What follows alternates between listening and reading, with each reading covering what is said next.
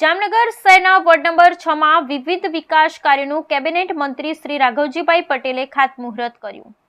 ₹1 કરોડ 18 લાખથી વધુના ખર્ચે ઢીંચડા ગામ પાસે યોગેશ્વર ધામ તથા સમર્પણ હોસ્પિટલથી બેડી બંદરને જોડતો રોડ તથા પુષ્પક પાર્ક, તિરુપતિ પાર્ક અને યોગેશ્વર ધામ સોસાયટીમાં પેવર બ્લોકના કામનું મંત્રીશ્રીએ ખાતમુહૂર્ત કર્યું।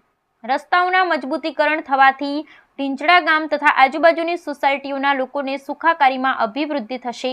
મંત્રીશ્રી રાજ્યના કૃષિ, પશુપાલન, ગૌસંવર્ધન, મત્સ્ય ઉદ્યોગ, ગ્રામ વિકાસ અને ગ્રામ ગૃહ નિર્માણ વિભાગના મંત્રી શ્રી રાઘવજીભાઈ પટેલે જામનગર શહેરના વોર્ડ નંબર 6 માં વિવિધ વિકાસ કાર્યનું ખાતમુહૂર્ત કર્યું હતું। આ ખાતમુહૂર્તના કામો જેમાં જામનગર વિસ્તાર વિકાસ સત્તામંડળ દ્વારા નિર્માણ પામનાર વોર્ડ નંબર 6 માં ઢીંચડા ગામ પાસે આવેલ યોગેશ્વર ધામ સોસાયટીમાં તથા સમર્પણ હોસ્પિટલથી બેડી બંદરને જોડતા રિંગ રોડથી ઢીંચડા ગામ જવા માટે slab drain, pipe drain, minor bridge તથા સંલગ્ન સીસી રોડની રકમ ₹90,82,000ના કામોનું ખાતમુહૂર્ત કર્યું હતું। તેમજ વિકેન્દ્રિત જિલ્લા આયોજન કાર્યક્રમ અંતર્ગત પુષ્પક પાર્ક 2 અને તિરુપતિ પાર્ક 2 માં કોમન પ્લોટમાં યોગેશ્વર ધામ મંદિરની બાજુમાં તથા કષ્ટભંજન હનુમાન મંદિરની બાજુમાં ₹18,75,000ના ખર્ચે પેવર બ્લોકના કામનું મંત્રીશ્રીએ ખાતમુહૂર્ત કર્યું હતું।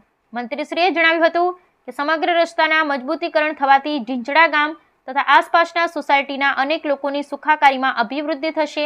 તેમજ જામનગર શહેર ખાતે અવરજવરમાં પણ ખૂબ સરળતા રહેશે।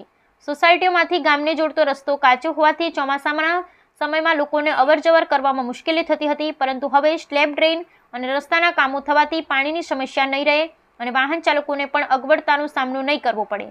કાર્યક્રમમાં deputy commissioner Shri DA. Jhala, હેપી એપીએમસીના ચેરમેન શ્રી મુકુંદભાઈ સભાયા, કોર્પોરેટર શ્રી જશુભા ઝાલા, અગ્રણી શ્રી અધિકારીશ્રીઓ તેમજ વિવિધ સોસાયટીના રહીશો ઉપસ્થિત રહ્યા હતા।